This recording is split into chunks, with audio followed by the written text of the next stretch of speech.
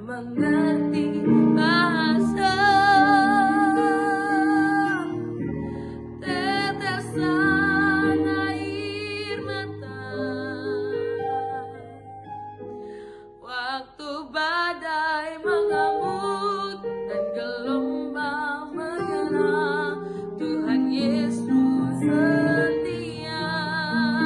Sama-sama kita katakan, Tuhan Yesus setia. Dia sahabat kita dalam segala susahku, selalu menghiburku, yang mengerti bahasa tetesan air mata waktu badai mengamuk dan gelombang menyerang. Tuhan Yesus setia. Waktu badai mengamuk dan gelombang menyerang. Tuhan Yesus setia. Waktu badai mengamuk dan gelombang menyerang setiap kita, Tuhan Yesus selalu setia mendampingi kehidupan kita. Bapa yang baik, hari ini kami mendengarkan suara-Mu. Berbicara atas setiap kami. Ajar kami memahami dan mengerti. Dalam nama Tuhan Yesus kami berdoa dan mengucap syukur. Haleluya. Amin. Shalom Bapak Ibu dan Saudara-saudari, kita berjumpa kembali di dalam Perenungan Intim dengan Allah, yang pada kesempatan ini akan membahas sebuah tema, yaitu pengganti kita. Firman Tuhan yang akan kita pelajari bersama terdapat pada kitab Ibrani 4 ayatnya yang ke-12 sampai dengan ayatnya yang ke-16. Berikut adalah firman Tuhan di dalam Ibrani 4 ayatnya yang ke-12 sampai dengan ayatnya yang ke-16. Sebab firman Allah hidup dan kuat dan lebih tajam daripada pedang bermata dua manapun, ia menusuk amat dalam sampai memisahkan jiwa dan roh, sendi-sendi dan sumsum. Ia sanggup membedakan pertimbangan dan pikiran hati kita. Dan tidak ada suatu makhluk pun yang tersembunyi di hadapannya, sebab segala sesuatu telanjang dan terbuka di depan mata Dia, yang kepadanya kita harus memberikan pertanggungan jawab. Yesus sebagai imam besar.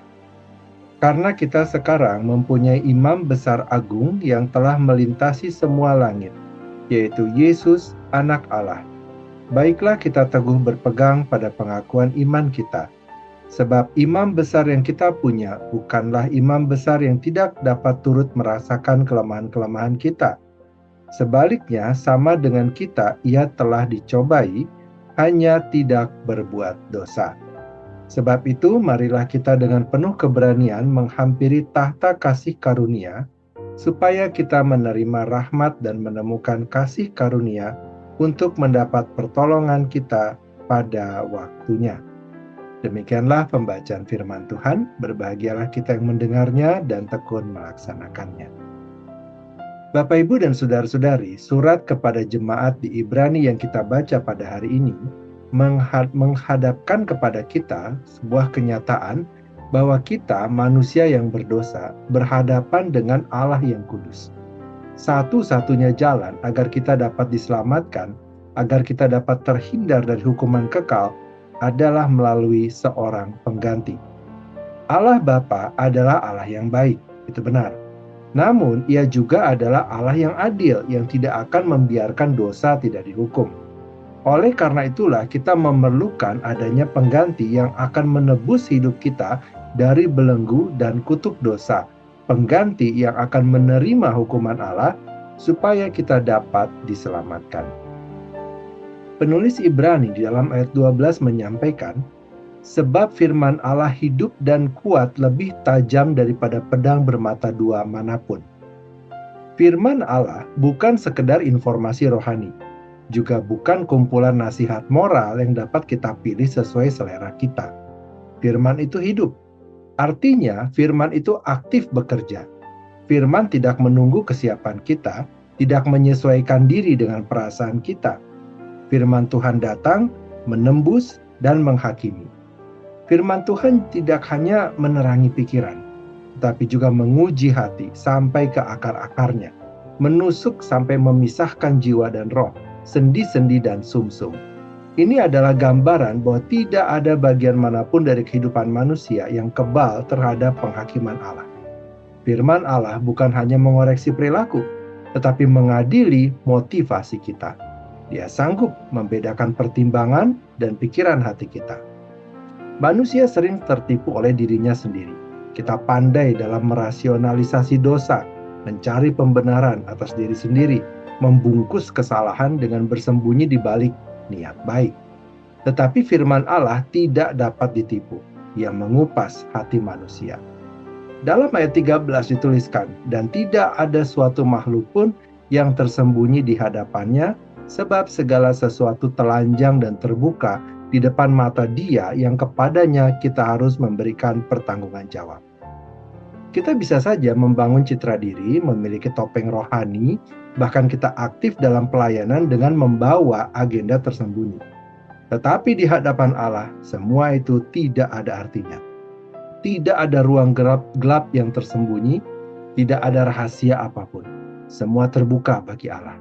Dan semuanya harus kita pertanggungjawabkan di hadapan Allah. Bapak, Ibu, dan saudara-saudari, jika teks ini hanya berhenti di ayat 13, maka hal ini seperti vonis final tanpa peluang untuk pembelaan.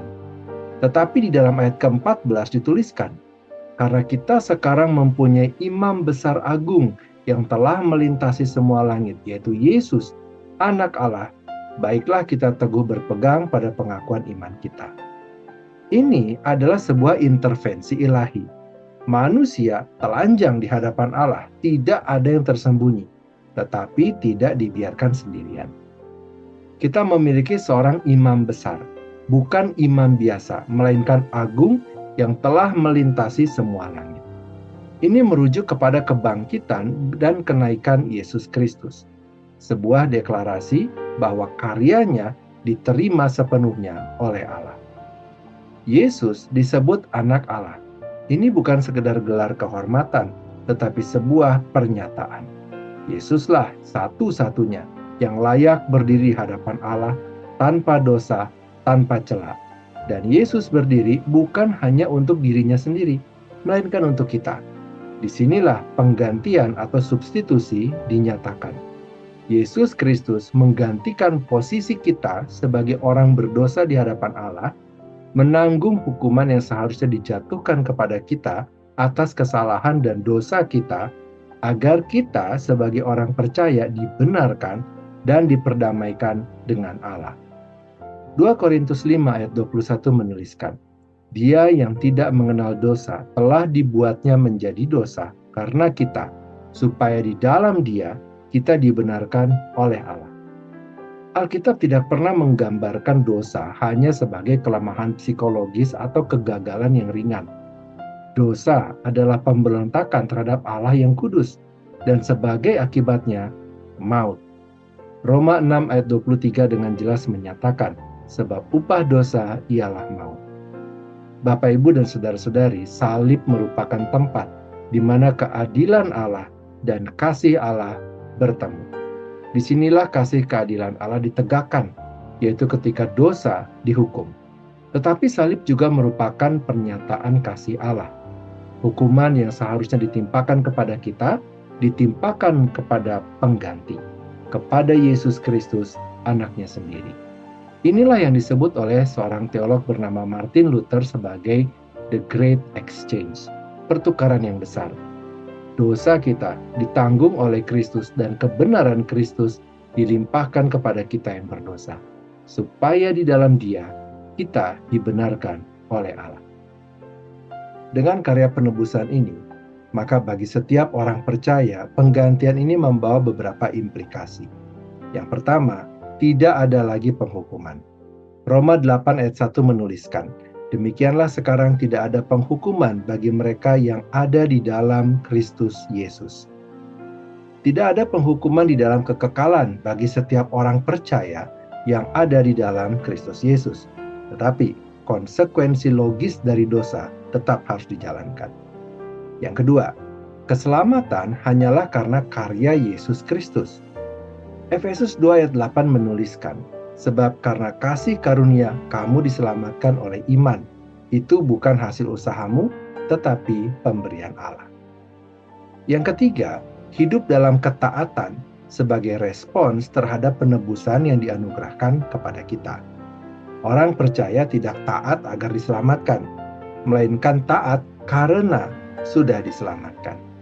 Kita diselamatkan bukan karena kita layak, tetapi karena Kristus bersedia menjadi tidak layak agar kita dapat dilayakkan.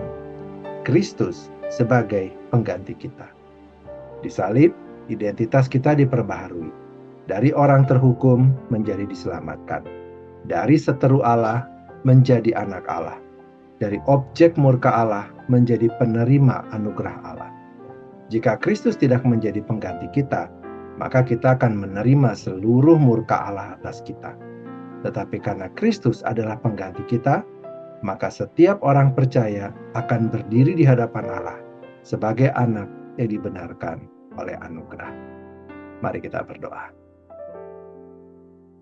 Bapa yang baik, kami berterima kasih dan bersyukur kepada Tuhan atas firman Tuhan dan perenungan yang telah kami dengar pada hari ini, yang kembali mengingatkan kami bahwa tidak ada yang tersembunyi di hadapan-Mu, dan kami sepenuhnya membutuhkan anugerah-Mu. Kami bersyukur karena Engkau tidak membiarkan kami berdiri tanpa daya di bawah penghakiman-Mu, melainkan Engkau telah menyediakan Yesus Kristus, Imam Besar Agung kami, Anak Allah yang telah melintasi segala langit dan menjadi pengganti bagi kami, menanggung hukuman yang seharusnya kami terima, supaya kami dibenarkan dan diperdamaikan dengan-Mu. Teguhkanlah kami ya Tuhan untuk terus berpegang pada pengakuan iman kami, bukan dengan kekuatan kami sendiri, tetapi dengan keyakinan bahwa darah Kristus cukup bagi keselamatan kami. Terima kasih Bapa, kini kami kembali memohonkan kepada Tuhan, kiranya Engkau memberkati kami dengan segala kebaikan dari Allah Bapa, cinta kasih dari Tuhan Yesus, serta persekutuan dengan Allah Roh Kudus, yang menyertai kami sampai kedatangan Tuhan yang kedua kali menjemput setiap kami yang percaya. Terima kasih Bapa, di dalam nama Tuhan Yesus kami berdoa. Amin. Demikianlah pembacaan firman Tuhan dan perenungan intim dengan Allah pada kesempatan ini. Sampai bertemu kembali di dalam perenungan intim dengan Allah berikutnya. Tuhan Yesus memberkati.